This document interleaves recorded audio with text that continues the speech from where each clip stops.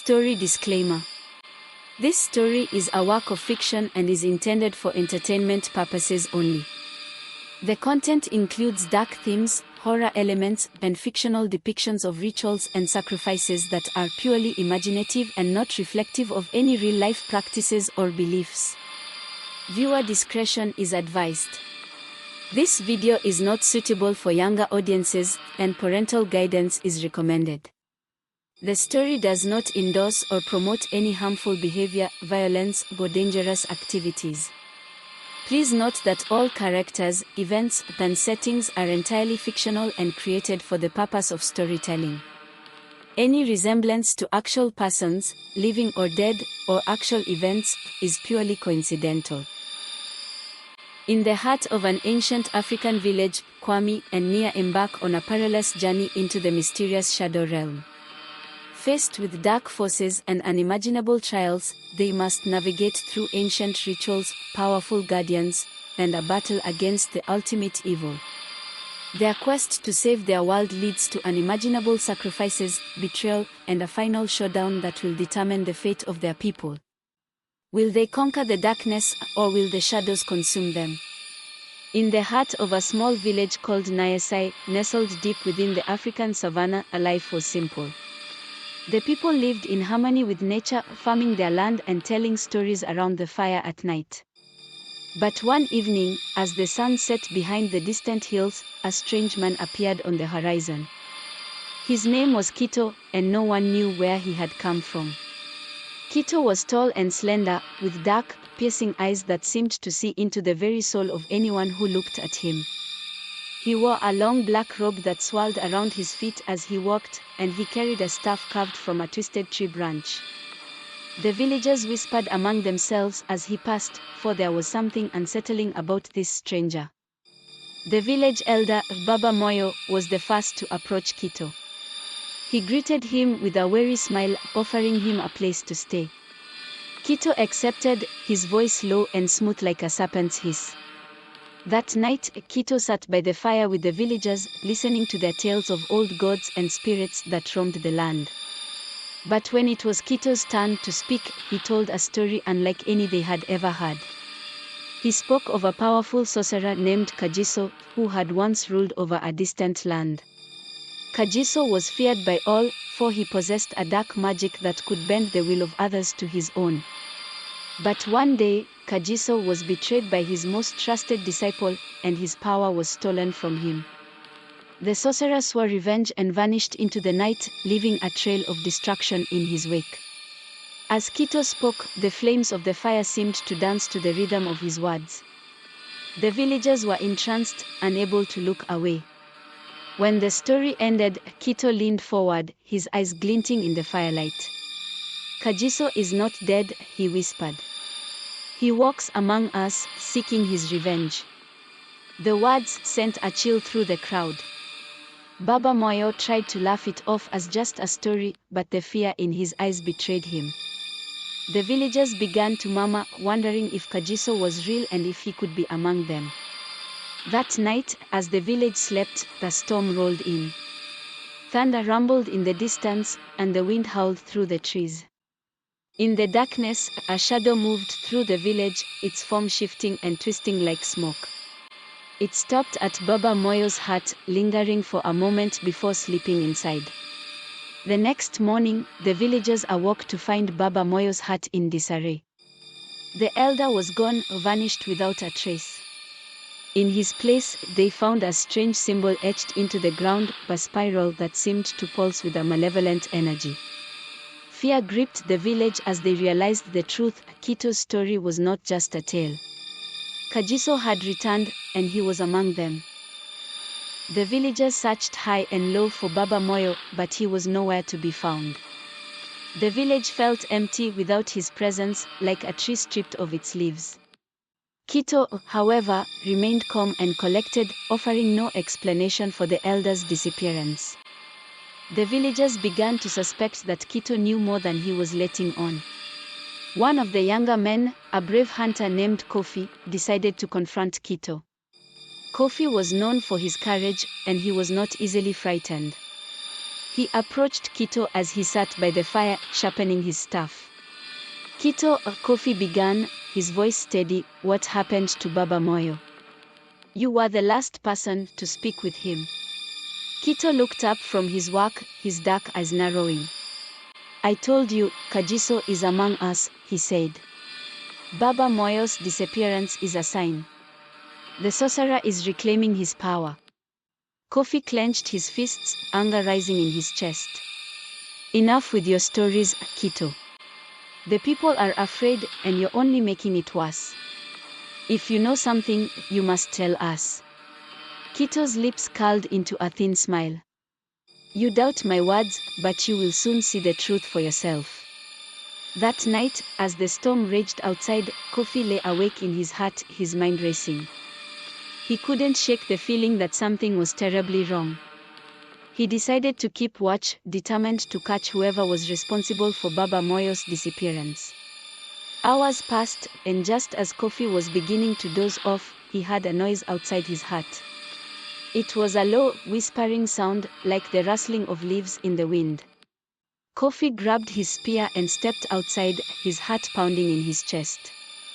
The village was eerily quiet, the only sound the distant rumble of thunder. Kofi moved cautiously, scanning the shadows for any sign of movement. Then, out of the corner of his eye, he saw it, a figure, cloaked in darkness, slipping through the village. Kofi followed the figure, staying low and silent. It led him to the outskirts of the village, to a clearing where the grass grew tall and wild. There, in the center of the clearing, stood Kito, his arms raised to the sky. Kofi watched in horror as Kito began to chant in a language he didn't understand. The air around him seemed to crackle with energy, and the ground beneath Kofi's feet trembled. Suddenly, the sky split open with a flash of lightning, and a figure appeared in the light. It was Baba Moyo, but he was changed. His eyes were hollow, his skin pale and lifeless. He moved like a puppet, his limbs jerking unnaturally.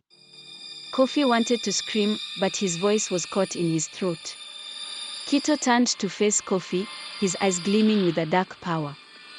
You see, Kofi, he said, his voice dripping with malice, Kagiso's power is real, and it is mine to command. Before Kofi could react, the ground beneath him gave way, and he was swallowed by darkness. The last thing he heard was Kito's laughter echoing in the void. The village awoke the next morning to find Kofi gone, just like Baba Moyo. Panic spread like wildfire as the villagers realized that something evil was stalking them. Kito, however, seemed unaffected by the chaos. He continued to move among them, his presence growing more unsettling with each passing day. The villagers began to avoid Kito, fearing that he was the cause of the strange disappearances. They whispered of curses and dark magic, their fear turning to paranoia. The once close-knit community was now fractured, each person suspicious of the others. One evening, as the sun dipped below the horizon, the village's healer, Mama Zai, called a meeting. She was an elderly woman with a deep knowledge of herbs and medicines, and the villagers trusted her wisdom. Kito is not what he seems, Mama Zai said, her voice grave. He has brought a darkness upon our village, and we must find a way to stop him before it consumes us all. The villagers nodded in agreement, their faces pale with fear. But as they discussed what to do, Kito appeared among them, his eyes cold and unforgiving. You speak of stopping me, but you do not understand the power you are dealing with, Kito said, his voice low and menacing. Kagiso's curse is upon this land, and it will not be broken easily. Mama Zai stepped forward, her hands trembling but her voice steady. We will not let you destroy us, Kito. We will fight back. Kito's lips curled into a cruel smile. Fight back. How can you fight what you do not understand? Before anyone could react, Kito raised his staff and slammed it into the ground. The earth shook violently, and a deep, menacing laughter echoed through the air. The villagers screamed as the ground beneath their feet began to crack and split. From the fissures in the earth, dark shadows began to emerge. They were twisted, ghastly figures with hollow eyes and gaping mouths like the souls of the damned. The villagers watched in horror as the shadows moved toward them, their icy touch draining the life from everything they touched. Mama Zai tried to cast a protective spell, but it was too late.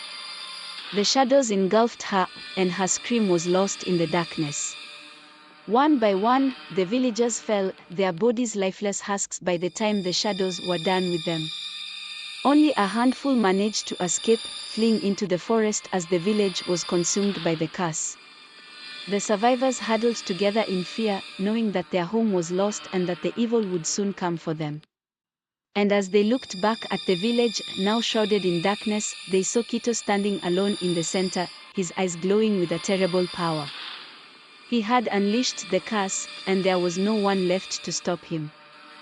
The few villagers who had managed to escape the curse hid deep in the forest, too afraid to return to their village. They huddled together in the darkness, their minds racing with fear and confusion. Among them were Nia, a young woman with a fierce spirit, and Kwame, a skilled hunter who had always been the protector of the village. "We can't just sit here and do nothing," Nia said, her voice shaking. "We have to find a way to stop Kito and save our village." Kwame nodded, his face set in a grim expression. "But how do we fight something so powerful?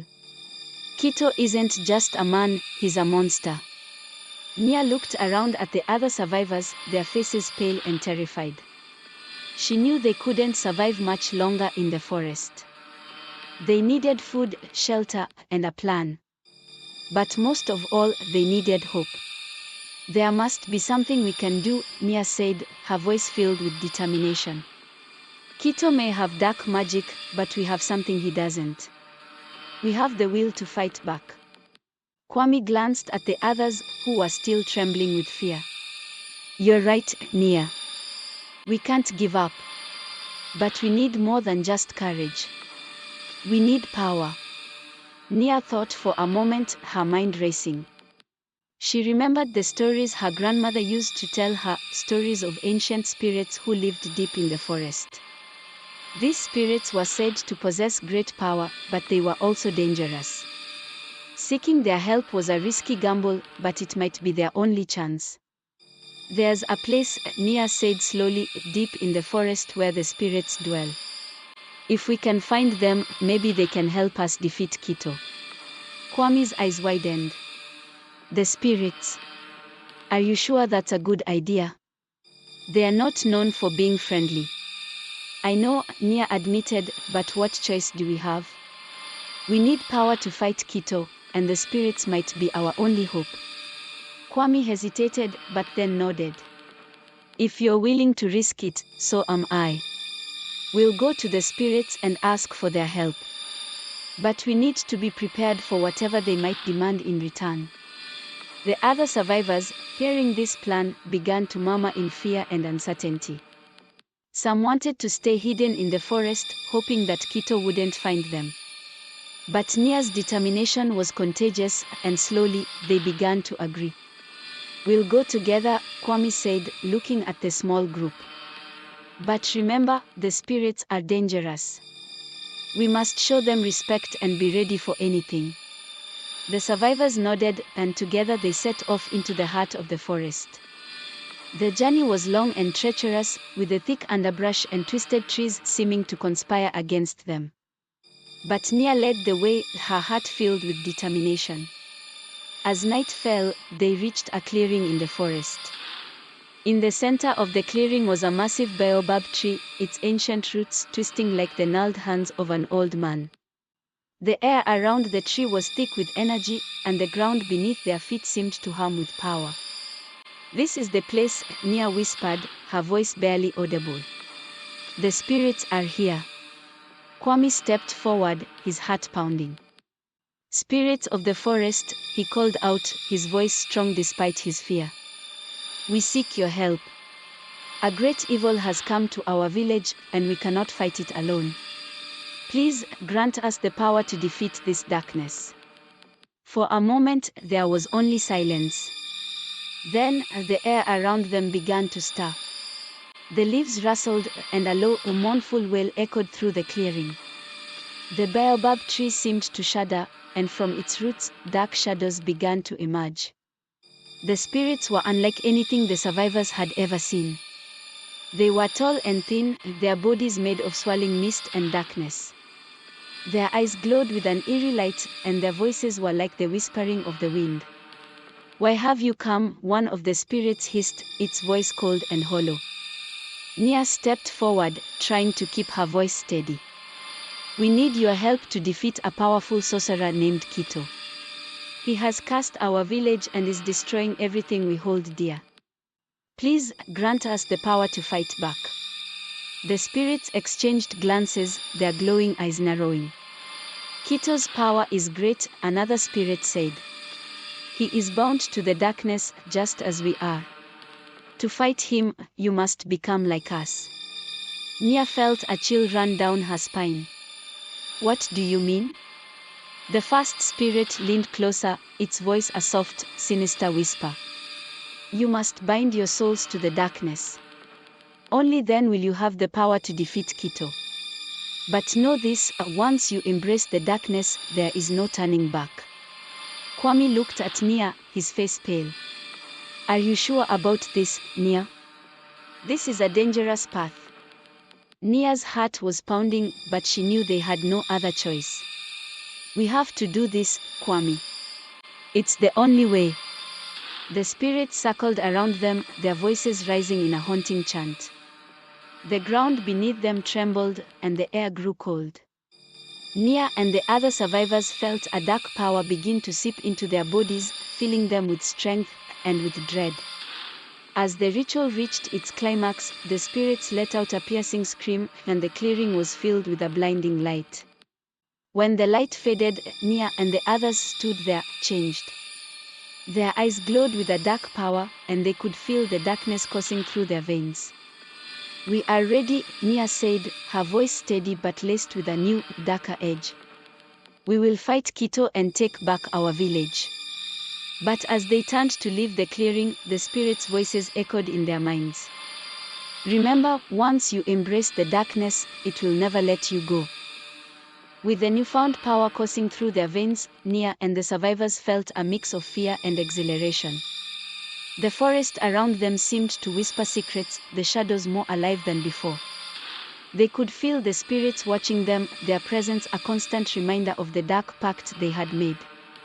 As they neared the edge of the forest, Kwame spoke, his voice laced with concern. "We must be careful. This power we have, it's dangerous. We can't let it consume us." Nia nodded, though she could feel the darkness within her, a seductive force that promised strength but whispered of destruction. "We must stay focused. Our goal is to defeat Kito and save our village. We can't let the darkness take control." The others murmured in agreement, but the unease was palpable. They had gained power, but at what cost? The question hung heavy in the air as they continued their journey back to the village. As they approached the outskirts of Niasai, the village appeared desolate, shrouded in an unnatural darkness. The once vibrant place was now a haunting shadow of its former self, with the homes standing like silent tombstones. The air was thick with the stench of decay, and the silence was suffocating. Nia took a deep breath, her resolve hardening. "We have to strike fast. Kito won't expect us to fight back so soon. We'll catch him off guard." Kwame nodded, gripping his spear tightly. "We'll split up and surround him. When the time is right, we attack together." The group agreed, their faces set with grim determination. They moved through the village like shadows, their steps silent, their eyes glowing with the dark power that now fueled them. As they approached the center of the village, they saw him, Kito, standing alone in the middle of the clearing. He was muttering to himself, his hands weaving complex patterns in the air, drawing on his dark magic. Nia could feel the darkness within her reacting to Kito's presence, a violent surge of energy that made her heart race. She knew they had to act quickly before Kito sensed their presence. With a nod from Nia, the group moved into position, surrounding Kito from all sides. The air crackled with tension as they waited for the signal. Suddenly, Nia felt a surge of power unlike anything she had experienced before. It was as if the darkness within her had awakened, hungry for battle. She raised her hand, and a bolt of dark energy shot from her palm, striking the ground near Kito with a deafening explosion. Kito spun around, his eyes wide with surprise. But before he could react, Kwame and the others launched their own attacks, unleashing the dark power they had been given. The air was filled with the sounds of battle, shouts, explosions, and the crackling of dark magic. Kito fought back with a ferocity that shocked them all, his own dark powers clashing with theirs in a storm of energy. But Nia could see the fear in Kito's eyes. He hadn't expected them to be so strong, so relentless. Kito staggered back, overwhelmed by the sheer force of the combined attacks. His once unshakable confidence faltered as he faced the dark magic that the survivors wielded with terrifying precision. The village square, once a place of community and life, had become a battleground, its air thick with the acrid scent of burning thatch and the coppery tang of blood. Nia advanced, her eyes locked on Kito, who was struggling to maintain his composure. The darkness within her surged with a hunger she had never known, urging her to finish him. But beneath that hunger was a nagging doubt, a small voice that whispered warnings of what she was becoming. "Kwame, now!" Nia shouted, her voice cutting through the chaos. Kwame leaped forward, spear in hand, its tip glowing with the dark energy that now pulsed through him. He lunged at Kito, aiming for his heart, but Kito was quicker than they anticipated. With a guttural roar, he raised his hand, and a shield of black fire erupted around him, deflecting Kwame's strike. The force of the impact sent Kwame sprawling to the ground, and before he could recover, Kito retaliated. With a flick of his wrist, he unleashed a wave of dark energy that slammed into Kwame, pinning him against a crumbling wall. The energy writhed like living shadows, binding him in place.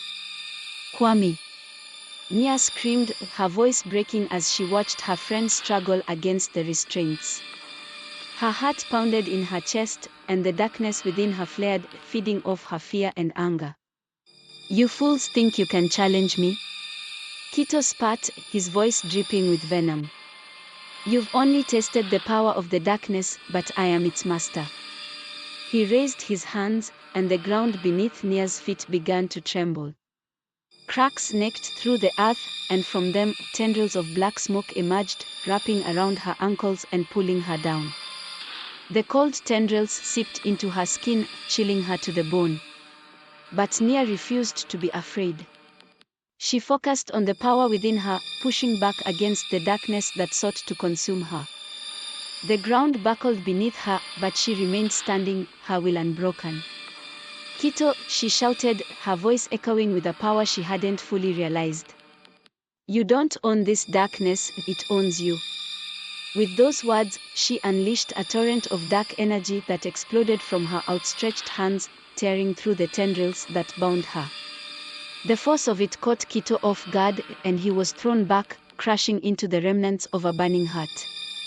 For a moment, silence fell over the battlefield. The surviving villagers held their breath, watching as the dust and smoke began to settle. Nia stood tall, her chest heaving with exertion, her eyes glowing with an intense, otherworldly light. Kito slowly pulled himself to his feet, blood trickling from the corner of his mouth. He glared at Nia with a mixture of fury and something else, something that looked almost like fear. But before Nia could strike again, Kito began to chant in a language that made the very air around them vibrate. The words were twisted and ancient, their meaning lost to time, but the power they invoked was undeniable. The sky above them darkened, and the ground shook with a violent tremor. "Enough!" Kito roared, his voice echoing like thunder. "If I cannot defeat you with the darkness, then I will tear this world apart." With a final, desperate incantation, Kito drove his hands into the earth, and the ground erupted in a massive fissure that split the village in two. Flames spewed from the abyss, and the air was filled with the stench of sulfur and burning flesh. Nia's eyes widened in horror as she realized what Kito had done.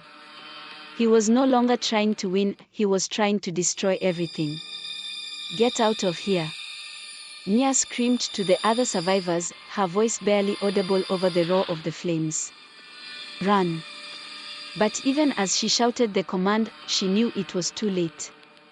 The village was collapsing into the abyss, and there was nowhere to run.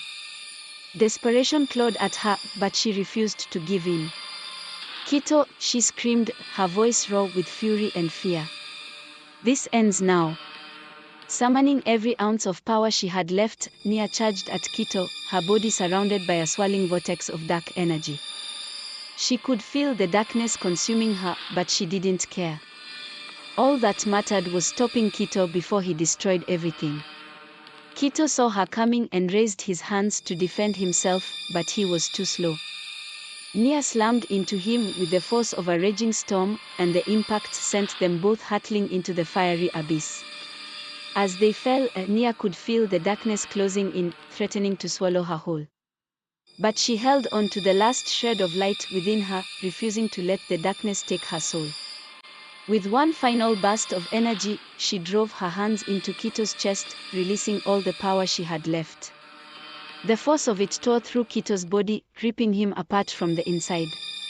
Kito let out a final, agonized scream before his body disintegrated into nothingness, consumed by the very darkness he had sought to control.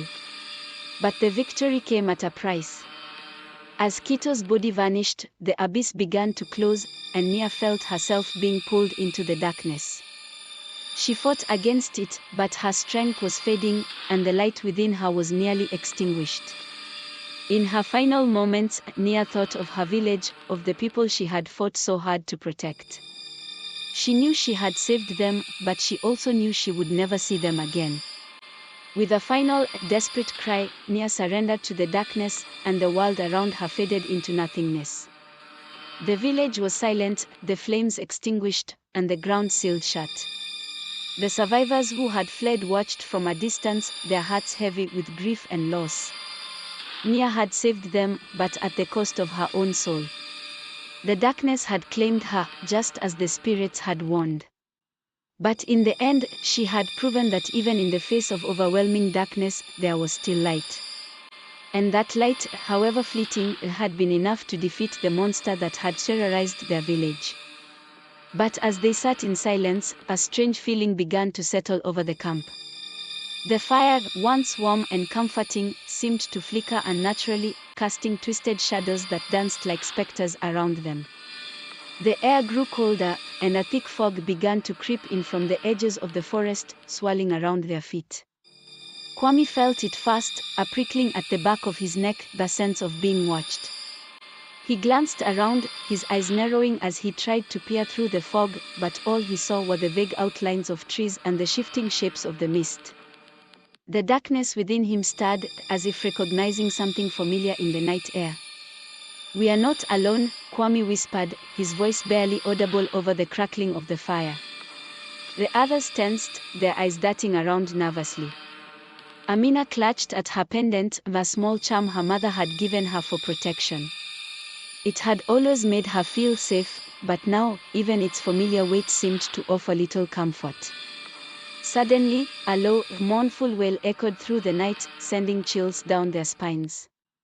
It was a sound unlike anything they had ever heard, neither human nor animal, but something in between.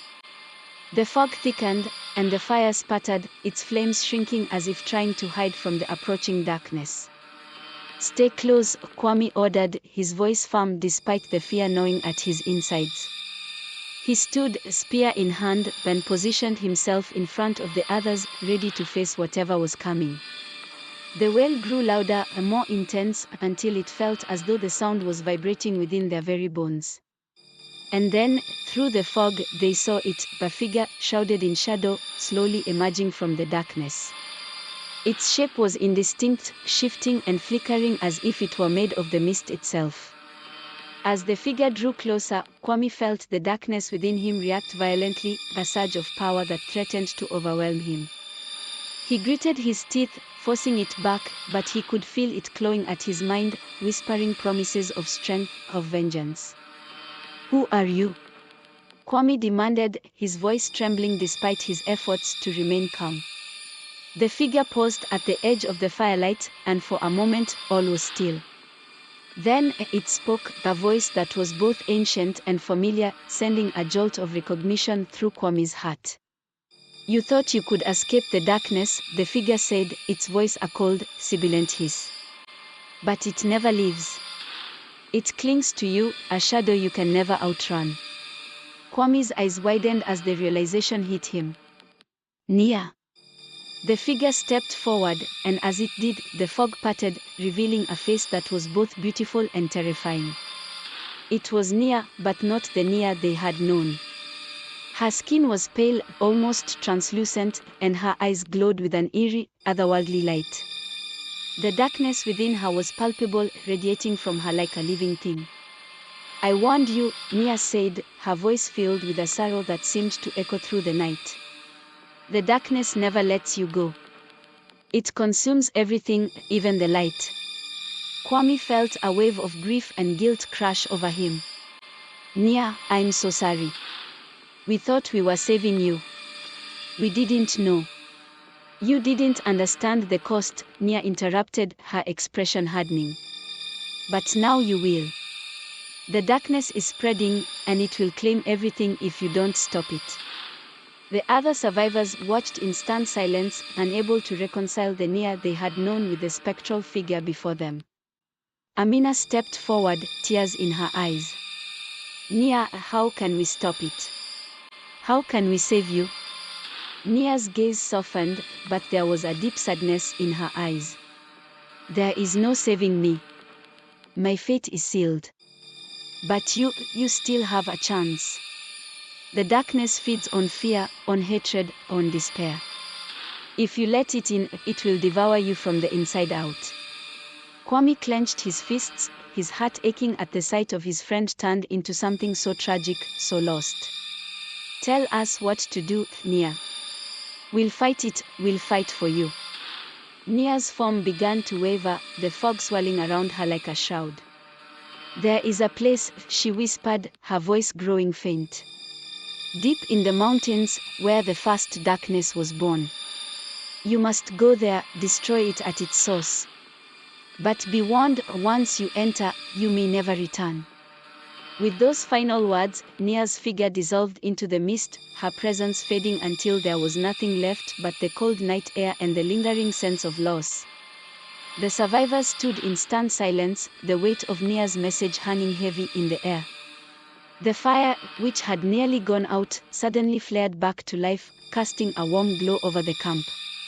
But the warmth did little to chase away the chill that had settled into their bones. Kwame took a deep breath, trying to steady himself. "We don't have a choice," he said, his voice resolute. "We have to go to the mountains and end this once and for all." The others nodded, their faces grim but determined. They had already lost so much, but if there was even a chance to stop the darkness and honor Nia's sacrifice, they had to take it. As the first light of dawn began to creep over the horizon, the survivors gathered their belongings and prepared to set out on what would be the most dangerous journey of their lives. The path ahead was uncertain, shrouded in mystery and danger, but they knew they couldn't turn back. The darkness was growing, and time was running out. Do the survivors stand a chance against the darkness? You will find out in the next episode.